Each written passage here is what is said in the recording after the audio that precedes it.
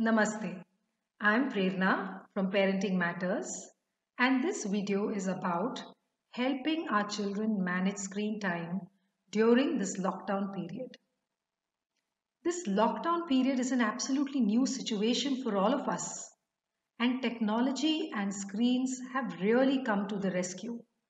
Whether it is allowing us to work from home or keeping in touch with our families and friends or even watching the news and knowing what's happening around in the world, even entertainment. The same is true for our children. Their classes have moved online. They can't meet their friends or go out, so the only way to keep in touch with friends is through video chats and social media. And when they're getting bored, again, a little bit of TV and some movies always spices up the day. So, when we think of guidelines around healthy screen time, we need to keep in mind this new dimension which technology has taken on in the lockdown period. And every family, every child is unique. So, I'm going to share with you certain guidelines, and you can decide what works for your family. So, the first thing to remember is that we are role models for our children. What is the relationship we share with screens? Do our children see us on the screen all the time, or do they even see us doing other things?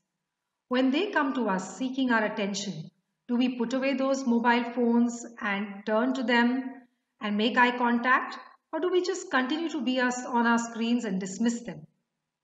We can tell our children to get off the screens, not spend so much time, but if they see us on the screens for extended periods of time, that is what they're going to follow. Our children are watching and learning from us. The second thing which we could do is have certain non negotiable norms or rules in our house. These norms and rules can be made in collaboration with our older children.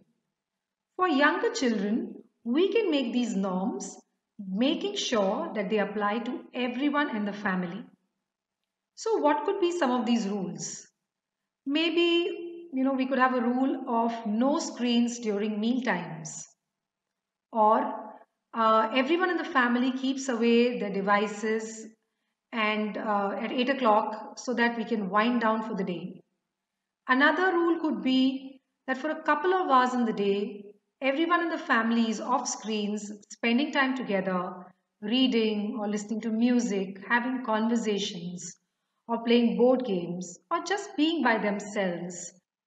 Another thing to be kept in mind is what are the recommendations? How much of TV time is considered healthy? The American Academy of Pediatrics advises that children below the age of 2 years should not be exposed to screens at all. For children between the ages of 2 and 5, 1 hour of quality screen time and that too having an adult with an adult around is recommended.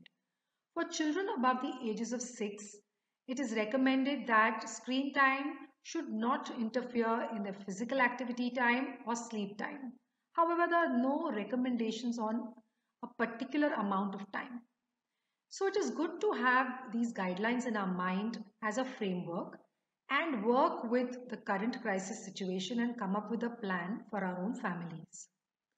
One suggestion could be we could break up the time children spend on TV because sitting in front of a screen for extended periods of time might leave them irritable or cranky and passive.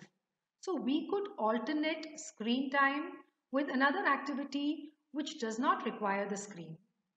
It is also a good idea to engage with our children. Ask them what they saw on TV, what did they like about a particular character, and make it interactive. Now, some of us might use the screen as a babysitter. We don't have any help, and probably the time when our children spend in front of the screens is the only time we might have for ourselves or to finish household chores or our office work. In that case, we need to be mindful that we create those opportunities for children to have equal amount of free play and interactive play with us. With older children, there are no recommended guidelines. And so we need to work in collaboration as a team with our teenagers to come up with the do's and don'ts around screens. It would help to give children a perspective that it is all about balance. Every single day, some amount of time needs to be invested in physical activity, some time in academics, some time for personality development. So, children could either work on a hobby or learn a sport or music or read, whatever their interest is.